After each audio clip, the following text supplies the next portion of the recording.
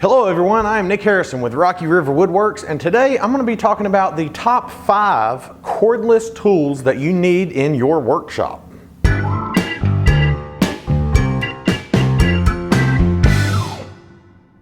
Alright guys, welcome back to my channel. You can find this article and more on my website at www.rockyriverwoodworks.com.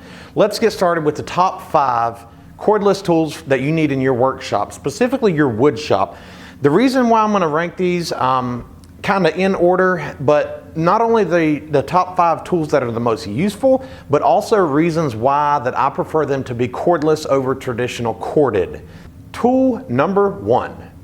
The first tool is a given, a drill, a cordless drill. You can, the good thing about cordless drills, you're going to use it all the time, every day in any shop, but it's used everywhere, and it's just nice to have a cordless drill because then you don't have to carry around a cord everywhere, especially since you're going to be taking it everywhere.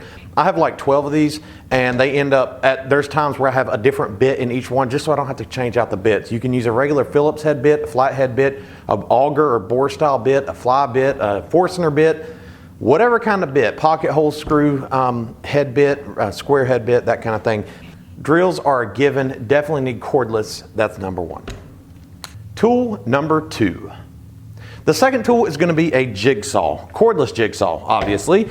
The reason I prefer this is because I use the jigsaw probably more than I use my bandsaw.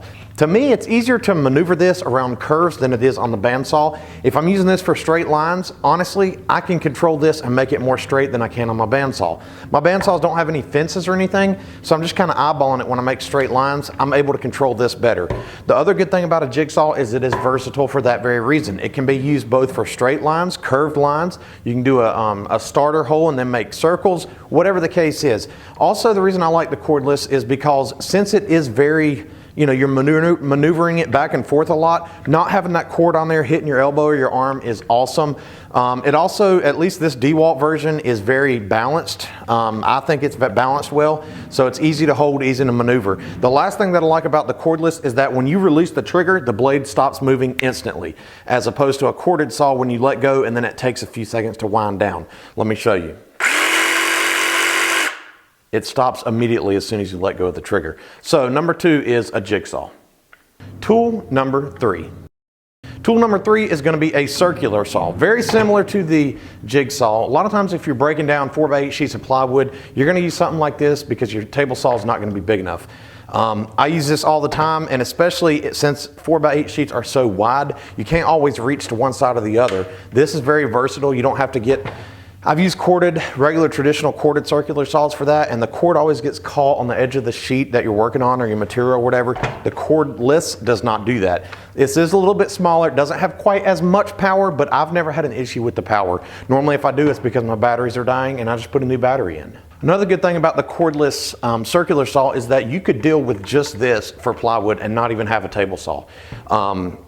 Unless you're doing something super thin, this can pretty much do everything you need it to do. Another good thing about the cordless circular saw, similar to the jigsaw, is that the blade stops turning as soon as you let go of the trigger. It doesn't wind down and take 5-10 seconds like a corded saw would. Let me show you.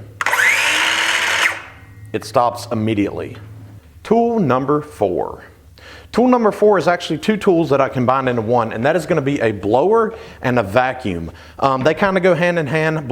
This blower specifically is nice. You can take the attachment off and just have this for small areas, or you can take this attachment off up here, put this one back on for small areas, or you can put this full thing, the full arm on there.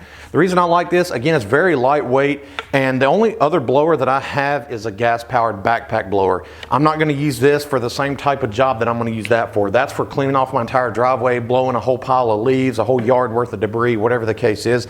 This is very nice for, and I don't like doing this because I try to keep my shop very dust-free. I have dust collection plumb throughout my entire house, but if you're just trying to clean off this area, you can just blow all this onto the floor. It's also sensitive on the switch, so the harder you pull, the more air gets forced out, and the less you pull, the less air. So it's nice just to be able to lightly clean off a surface. This is nice in a shop too because, number one, I normally don't blow in my shop because I don't want all the small particles to get stirred up in the air. But if you're working on a project and there's a lot of corners and hidden areas and nooks and crannies, this gets it out of there very easily. Going in conjunction with that is a small portable vacuum. DeWalt makes this one, and the good thing is this hose comes undone, where you can get into small areas if you need to, and then it also just has a regular vacuum port here. There's a little reservoir on the back that comes out with a filter you can change out there. So again, nice for just small things. If you don't want to carry, roll an entire shop vac out with a big long hose, a big long cord, in my case a dog that likes to chew on it, this is super nice to have, especially for cleaning small projects. The battery just goes in here at the bottom, and then you're ready to go. Tool number 5. The fifth and final tool that I'm going to talk about in this video is this oscillating tool. It's a multi-tool, oscillating tool. I always keep this blade on here. It's designed to cut wood. You can also get diamond blades for metal. You can get sanding discs. You can get specific drywall blades. You can get tons of different attachments for this. But an oscillating tool, multi-tool, it truly is a multi-tool. Again, with this, similar to the jigsaw, is that when you're maneuvering around, getting in weird angles, positions, stuff like that, you don't have the hassle of a cord. I use this more often than not, and normally I will use this for, believe it or not, flush trimming. If I don't have because I don't have a cordless router, everything's corded. So if I'm having a hard time getting a cord over to flush trim something, this just glides right along the edge. Another good thing about this is the sensitivity switch. So the less you pull, the slower it is. The more you pull, the faster it goes and the more it cuts. Super nice tool. I actually have 3 of these. I use them quite frequently. I just got done doing a bathroom remodel, and I use this for that. So super handy to have around, at least one of them. As with all of these tools, some of these tools are just luxuries. They're not all necessary or needed. They are nice to have though. I actually bought, the majority of these came in a combo pack from DeWalt. All of my tools are DeWalt, not sponsored, just my preference. It kind of one of those things where I started off with an impact driver and a drill, and I already had the batteries and the chargers for DeWalt, so everything else kind of fell into place. I also think they're a great product. I'm happily to talk about them even though I'm not getting paid for it. So they're just a great company and a great product. But anyways, that's my top 5 recommended tools that should be cordless and that you can use, top 5 cordless tools in your wood shop. I hope you found value in this video. If you have any questions, leave a comment down below. Also, don't forget to subscribe and turn on the bell icon so you don't miss out on my future videos. Last thing, give this video a thumbs up, like it down below. You can find me on social media across all platforms at Rocky River WW. You can find this article and more on my website at www.rockyriverwoodworks.com. I hope you have a great day, and thank you for watching.